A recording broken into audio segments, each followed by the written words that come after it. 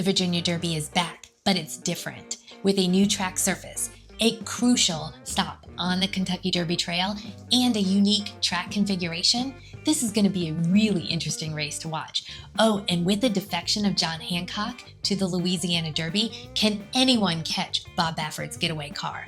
Well, I have a couple long shots I'm going to tell you about that just may steal the show.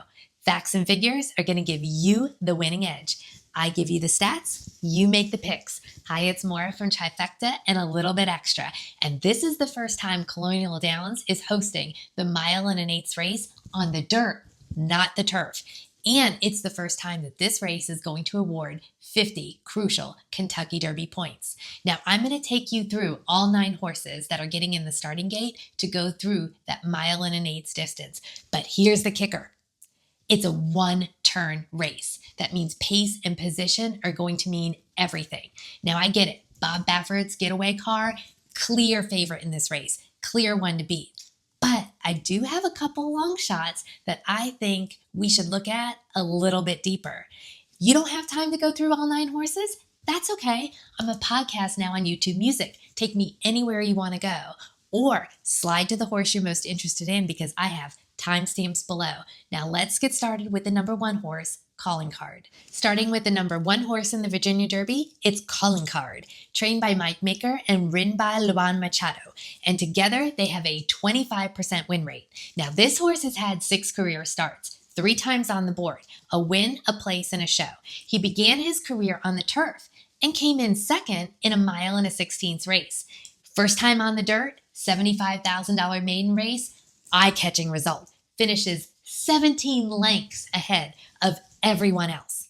Then goes to a $130,000 allowance race at Oakland Park and comes in third behind Kentucky Derby hopeful Sandman. But when he gets on the Kentucky Derby Trail, that's when things turned a little bit south. He starts in the G3 LeCompte, going a 1 16 distance. There it was a sloppy track. He comes in 8th. Well, maybe that's an excuse, the slop. He goes to the G3 Gotham, a mile distance, dry track, finishes 7th, 13 lengths behind. So what are we supposed to do with Calling Card? He's by complexity, and that is a sire that I love. But those 2 last races having notes like no menace, weakened, and outkicked, for me, I will not be calling on Calling Card. Now let's talk about the number 3 horse, American Promise. And this is one of those long shots I really want you to look into. Okay, so I'm a little biased. He's a $700,000 purchase by Justify.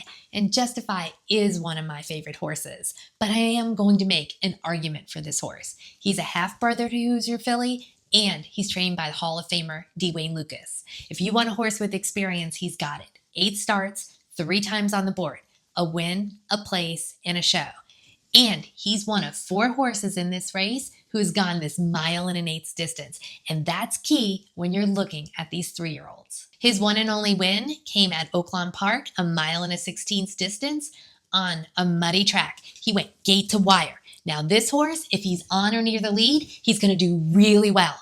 And expect him, with a really good start on Saturday, to be on or near the lead with the number 8 horse, Authentic Gallop. Now let's look at his last 2 starts, which were on the Kentucky Derby Trail. In the G3 Southwest Stakes, he didn't break very well. He kind of hung out in the gate for a little while. And then he had to go wide to put the pressure on Speed King. That was a very fast pace, and he put a lot of pressure on that horse, and he expended a ton of energy. He started to lose ground. He went over to the rail. He lost a little bit more ground, finishing 6th until he got disqualified and he got put down to 7th place. Then he goes to the G2 Risen Star. This distance. He was more mid-pack in that race. He rushed up to get to 3rd, but then he kind of faded and weakened and finished 5th. Now, why would I like this horse? I just talked about Calling Card not having 2 good Kentucky Derby prep races.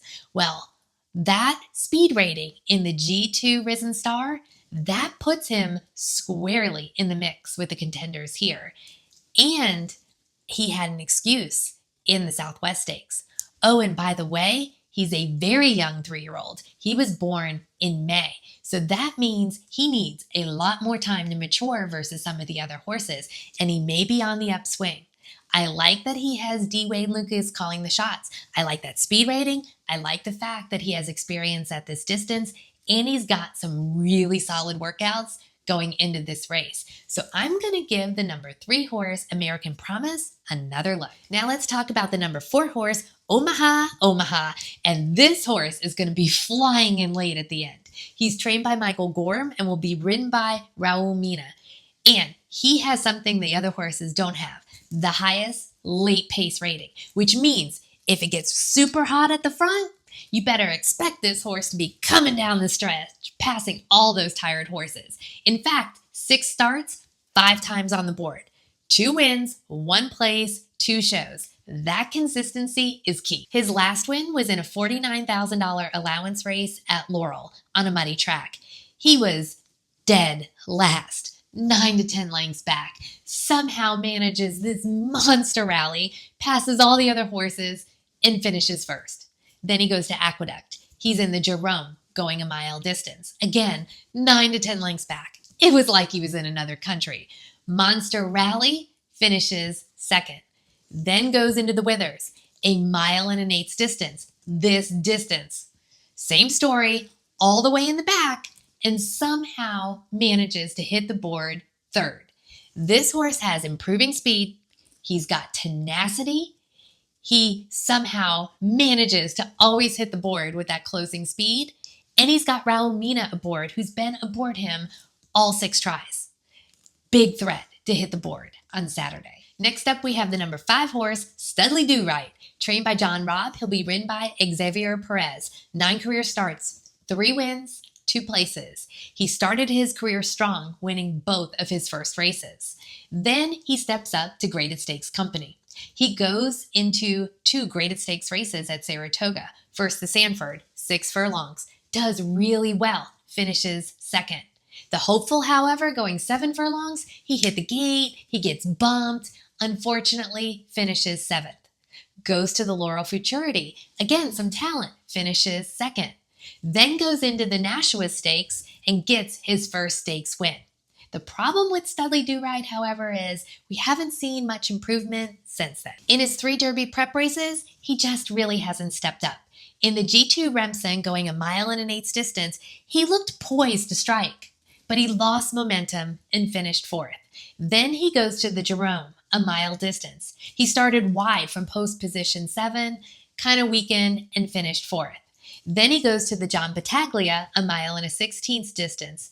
There, no response, finishes 5th, 10 lengths behind. At this point, I'm not really seeing the improvement or the speed, and in my mind, he's not really a contender in this race. Well, here we go with the 9 to 5 favorite, the number 6 horse, Getaway Car.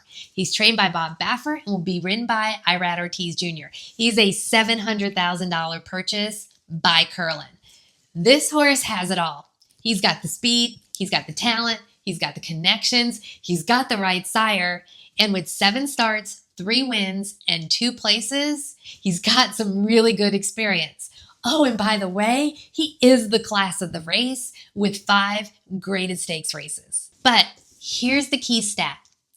All of the races he won, he went gate to wire. Now, there were times that he was near the lead, got the lead, but got caught in the end.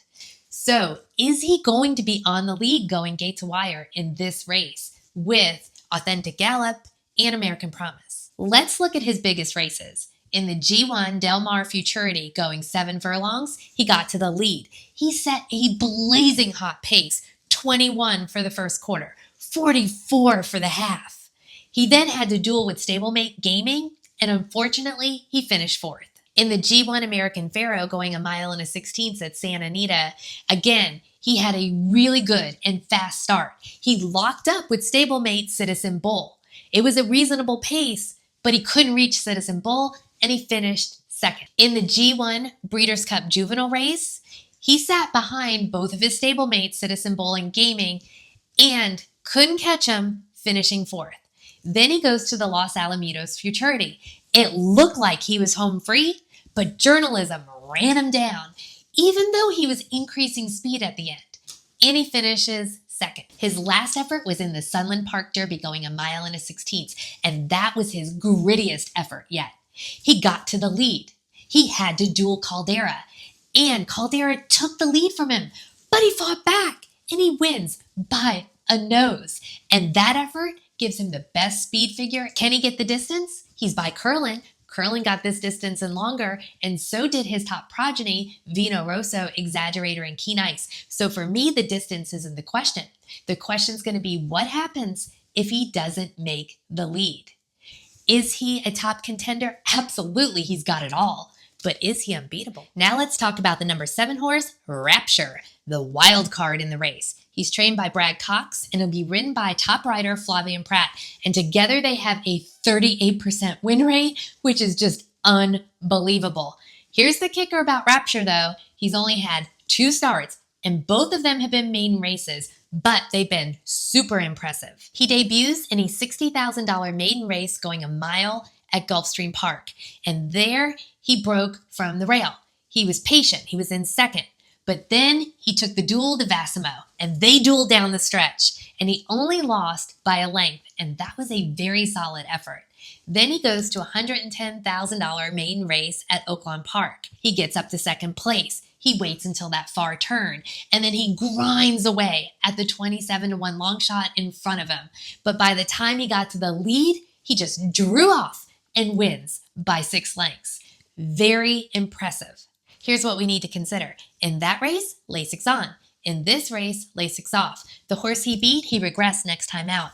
But some of the other horses in that race, they did improve. And with only 2 career starts, is he ready for this class jump? The good news is his speed figures do put him in the mix. What about the distance? He's by Uncle Mo. Uncle Mo never won past the mile and a 16th distance, but his top progeny, Nyquist, he won the Kentucky Derby. So this is a horse that is improving and is on the upswing and can be a contender with his speed, but is he ready with just his 3rd career start? Now let's talk about the number 8 horse, Authentic Gallop. And this is the second long shot I really want you to look into. He's trained by Tom Amos and will be ridden by Javier Castellano. 7 starts, 2 wins, 1 place and 1 show. Now, it took him 5 tries to break his maiden, but that's the race I want to talk about, his breakthrough race. $110,000 maiden race at Oaklawn Park, going a mile and a 16th distance. Authentic Gallop set a blistering pace. He kept pushing. He held off who? Caldera. And he won by 2 lengths. And why is that important? Caldera almost beat Getaway Car in the Sunland Park Derby. That's key to note. He goes to a $58,000 allowance race at the fairgrounds, mile and a 16th distance, and he comes in 3rd behind Admiral Dennis. But then he goes to Oaklawn Park, $130,000 allowance race, blinkers off, best race yet. He gets up to 2nd early.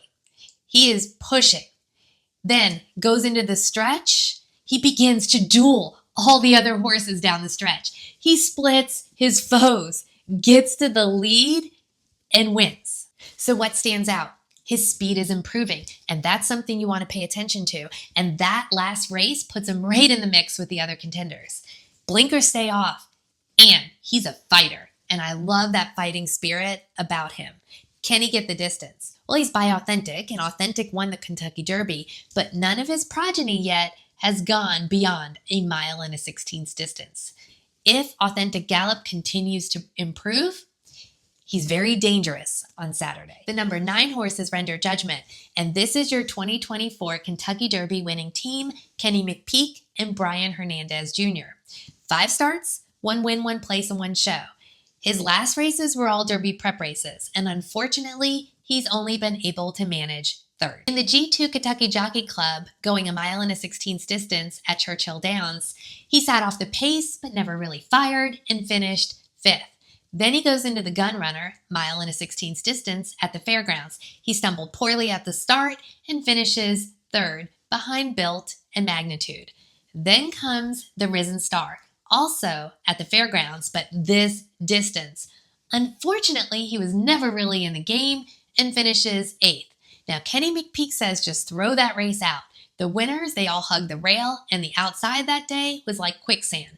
But can Render Judgment get himself back? Blinkers are going on, and that could make the difference. He's by Blaine, And Blaine did excel at the longer distances, winning the Whitney and the Breeders' Cup Classic. So what do we make of Render Judgment?